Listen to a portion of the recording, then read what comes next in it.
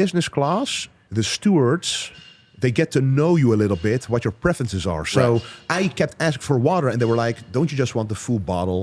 And I was like, yeah, please. So they kept bringing me like big 2-liter bottles every time. So I kept drinking and drinking. And this sounds normal, but on most airplanes, you're lucky if you get 1 liter in total.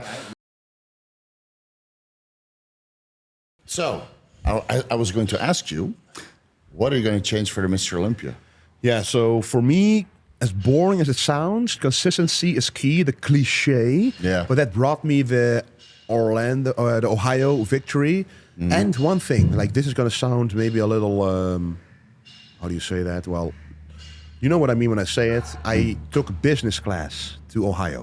For the first time in my life. All right. Okay, that's a big difference. Yeah. But I always, like, no matter what class I choose, I always choose the flight times. So I arrive there in the afternoon. Right. So I can be relaxed. I can get a workout in, get grocery shopping, stay up a little longer than I would here, and then go to sleep. And my jet lag is pretty much gone the next day. Right. And you fly direct, or you have a Direct, stopover? always somewhere? direct. Yeah, always whenever direct. it's possible. Yeah. I think, So the business class, like I don't do it for the luxury or the food because I can't use it anyway. No. But what I can use is laying all the way down. Yeah, the leg space, especially for the your leg height. space, I mean, you're tall. And like with depending on which business or which plane you go on. Like the business class I had, I was next to Marley, like literally right next to her with like a slidable wall in between, which you can either, if you don't know the person, you put it up. If you know the person, you put it down. Right. But we were like right next to each other, so it was very relaxed. We could just talk and relax, and I could actually go to sleep for the first time in my whole life. I fell asleep on the plane. Proper sleep on the plane. Because I can't. Big difference. Because look, for example, if my head is like this against this seat, and the airplane seat is even lower. Yeah. So if I try to fall asleep sitting down, it's not going to happen. Even with a pillow around my neck, it's too small to fill up that space. So laying down for me made a huge difference in I woke up.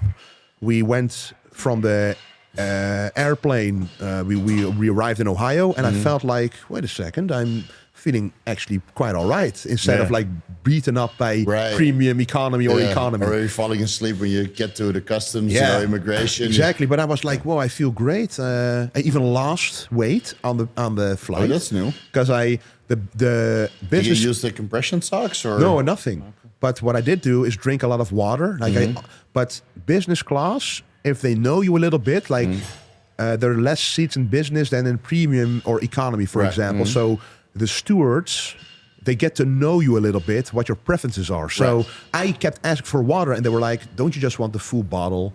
And I was like, yeah, please. So they kept bringing me like the spa blouse, like the nice ones, the still water, big 2-liter bottles every time. So I kept drinking and drinking. And this sounds normal, but on most airplanes, you're lucky if you get 1 liter in total. And so, you get it in the little cups. Yeah, in little cups. You know? So that's also a big difference. It's like those little things. And you know, it's for me, it's worth it because it is an investment. But I got so much return from it. Well, if instead of flying like a week early with business class, you can fly maybe 3 or 4 days early, so you save in the hotel. True. And again, if it takes the stress away, because when you arrive and you're full with water and you didn't sleep properly, and you know digestion issues from sitting like this, you know, in the little economy, even economy, premium. Yeah. If your digestion is good, and you don't feel constipated. I mean, you just cruise right into the peak week instead of having to mix, doing all this fixing at the last minute. Exactly, that's the worst. So now that I won the Arnold, it gave me the means to do it again, to the Las Vegas, for example. Right. So to me, of course, I can't tell every competitor, like amateur, do this because it's very expensive. I mean, it's 3 times the price. Yeah, but. I flew economy here. It hurt. Yeah, it hurt a lot. And sometimes you don't even have a choice. But I can fly business, but I just can't justify. Yeah, exactly. The price difference. I'm like, you know what? I can go to a nice hotel and a nice restaurant for multiple days in the price difference. I don't care if I'm not a competitor and going somewhere. I don't care either. I mean, whatever sleep is not so important at that moment for me. But when I'm going there for the show, you're going there for one purpose, to be at your very best. So why not invest everything you can?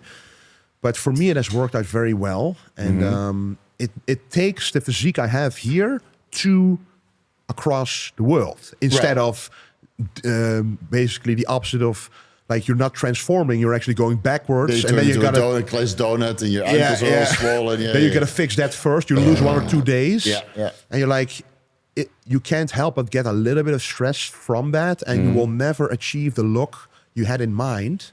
But when you take the physique you have here, you look in the mirror here, and you're happy, and you know you get it there as well. The moment you get off the plane, I mean, you can only get better from there. So I think those little things added together, like with the more sleep, the consistency, starting prep sooner, not letting the body fat go so high, making sure I'm ready. You're still very lean this off season. Yeah, still very lean. So normally you would get a big puffy face and enjoy yourself. But I think at one point you just realize you can't do that, and especially if you do 2 big shows per year. You just got to be the full-time bodybuilder that you're supposed to be. True. And I also changed my mindset whenever I go to a restaurant. Usually I always wanted a dessert. I wanted to experience the whole thing. But now I'm like, I don't even care anymore. I mean, I care a lot more about what not having the dessert will mean for my physique in the long run. So just choosing the healthy option, like of course, we all like delicious food. But we have so many more years to live to enjoy it. Right now is the time to perform. Exactly. Yeah, exactly. Plus, it will taste better after winning the Mr. Olympia or after winning the Arnold Classic again. And ice cream will taste a lot bigger. Plus, then you've been abstaining for such a long time.